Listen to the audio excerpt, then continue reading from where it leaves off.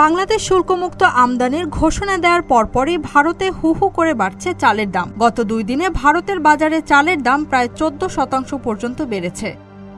সম্প্রতি বাংলাদেশ সরকার খাদ্য সরবরাহ নিশ্চিত এবং মূল্যস্ফীতি নিয়ন্ত্রণ করতে 5 লাখ টন চাল আমদানির ওপর থেকে শুল্ক প্রত্যাহার করে নিয়েছে। এই সুযোগে ভারতের বড় বড় চাল ব্যবসায়ী অধিক লাভের আশায় বাংলাদেশের চাল রপ্তানিতে ঝুঁকেছেন। এতে ভারতের অভ্যন্তরীণ বাজারে সরবরাহ ও চাহিদার মধ্যে একটি সাময়িক ভারসাম্যহীনতা দেখা দিয়েছে। ইকোনমিক টাইমসের প্রতিবেদনে এ তথ্য জানানো হয়।